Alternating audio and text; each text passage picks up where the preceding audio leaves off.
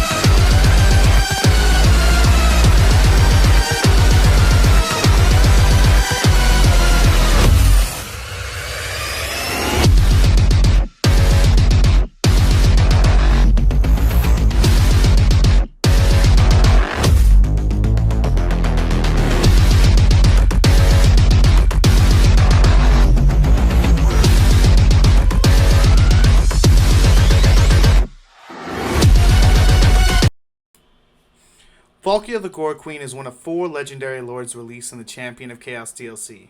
Her story starts when she was chief of her tribe, and a demon prince of Slaanesh named Losifex entered her hall and was so taken aback by her beauty that he demanded she step down from her position of power and become his slave. She responded to the Discord mod level to flirting by promptly cutting his head off and then vowing to take his head to Khorne himself and offer it to him. Unfortunately, along the way, she ended up dying, but Khorne himself was so taken aback by her loyalty that he was absolutely smitten, because nothing says true love like a willingness to murder thousands in your name. Khorne then revived her as his demon princess and Valkyrie, and bound Losifex to her shield eternally. She now roams the skies as his bloody Valkyrie. In-game, Valkia spawns just above Kislev, and like her 3 other rivals, she's going to be racing to gather enough souls to enter the all-you-could-eat buffet of Zambanjin. She comes with some pretty beefy faction mechanics. For one, just like Scarbrand, her armies get the bloodletting trait. However, this trait focuses on unit experience rather than growth and casualty replenishment. On the flip side of this, Valkia and her armies recruit instantly, which makes it much easier to keep fighting, so that meter's already going to be topped off.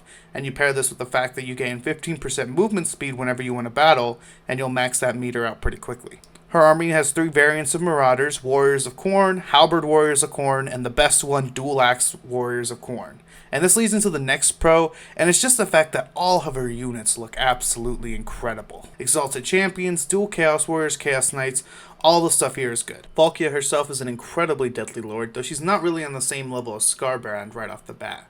Without her Gore Feast ability, she's much squishier than him, so you can't just throw her into an army and forget about her. However, she does serve a pivotal role in leading her armies. There are 2 things that are going to ruin your day as a Khorne player, and that's really range and magic, and Valkia counters both of those. For one, if a caster tries to use a spell, they blow up. It's just it. They have no choice in it. They explode. Secondly, Valkia's abilities allow her to turn range units really into mincemeat. Normally, if you have pesky handgunners or Streltsy or Thunderers and you send a flying unit to pin them down, they get peppered with bullets or they don't even arrive. But with Valkia's ability Demon Shield, it allows her to completely negate this problem and annihilate infantry, and if she does get tied down, she could use the Spear Slopner to clear out enemies. Really, your game plan to make the most out of Valkia is you want her to fly above the front line and wipe out any range units that are going to make the life of your warriors harder while your infantry tears their infantry. As mentioned earlier, you're going to be starting just above Kislev, and after securing your borders from some pesky dwarves, you really have a couple of options. If you want an easy campaign, then rush towards the Tsarina as soon as possible. Kislev's going to give you a harder time the longer they're able to stay alive. After that, go directly for Kastaltyn and make him regret ever standing in your way. The faster you kill Kislev, the easier the campaign's going to be. This is mainly due to the fact that almost all their units are gun units in a way, and they're going to make your Khorne warriors min-speed.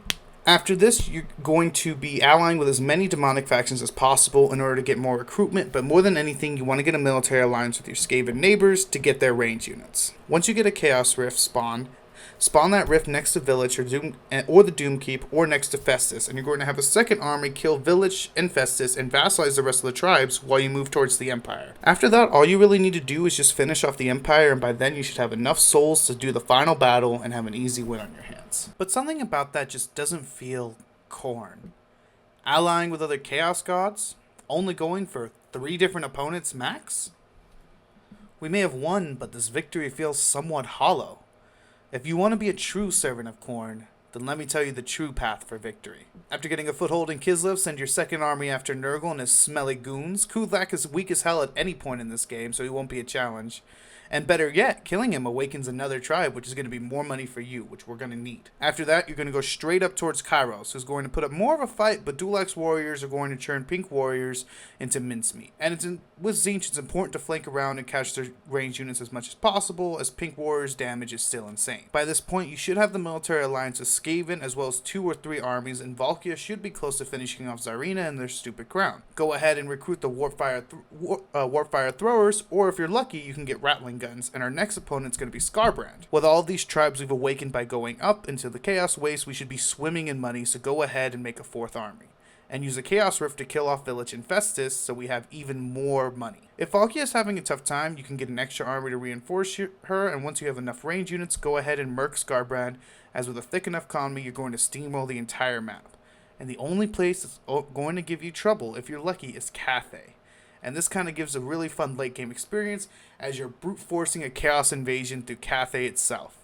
This run does have a couple downsides. While you're going to be swimming in more gold than Scrooge McDuck, you're going to be lacking in souls, which means you won't get those sweet rights nearly as fast, and more so, this campaign's much longer, around 150 turns to 200. While it's definitely fun and my preferred way to play this campaign, if you want something short and easy and just want to try Valkia out, I recommend just rushing Kislev in the Empire.